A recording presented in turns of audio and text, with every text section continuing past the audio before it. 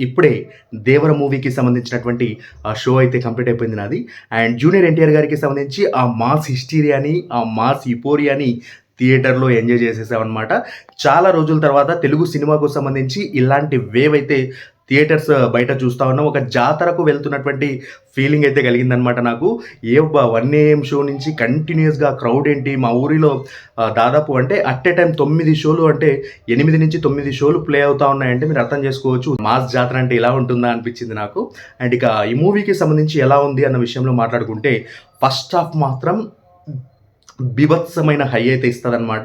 So, next level ఉంటది. First అంటే మనకు ఈ జూనియర్ ఎన్టీఆర్ గారి ఇంట్రొడక్షన్ నుంచి నెక్స్ట్ లెవెల్ ఉంటది. ఫస్ట్ స్టార్టింగ్ స్టోరీ అంటే బిల్డ్ చేయడానికి ఆ దేవర కథ స్టార్ట్ అవ్వడానికి కాస్త టైం పట్టినప్పటికీ, దేవర ఇంట్రో నుంచి మాత్రం నెక్స్ట్ లెవెల్ మాస్ జాతరే అని చెప్పుకోవచ్చు. ఆ ఎలివేషన్స్ కానివ్వండి, కొన్ని సీన్స్ అయితే గూస్ బంప్స్ అనేది చెప్పుకోవచ్చు.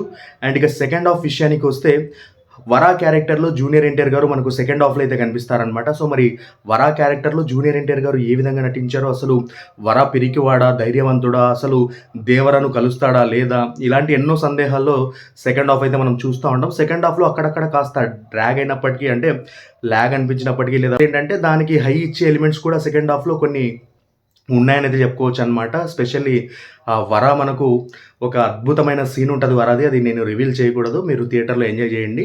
అండ్ కాకపోతే క్లైమాక్స్ నాకు కాస్త డిసప్పాయింట్ చేసినట్టుగా అనిపించిందనమాట. ఎందుకంటే మీకు కూడా అలానే అనిపించుండొచ్చు. ఎందుకంటే సెకండ్ పార్ట్‌కు సంబంధించి ఆ హై అనేది మనము ఫీల్ అవ్వలేదు అనైతే నాకు అనిపించింది పర్సనల్‌గా. సో, మరి మీరు ఏ విధంగా ఈ మూవీని చూసినప్పుడు ఫీల్ అయ్యారనేది ఓసారి కమెంట్ చేయండి. స్పెషల్లీ ఈ మూవీకి సంబంధించి జూనియర్ ఎన్టీఆర్ ఫ్యాన్స్‌కి మాత్రం నెక్స్ట్ లెవెల్ జాతర అనేది చెప్పుకోవచ్చు.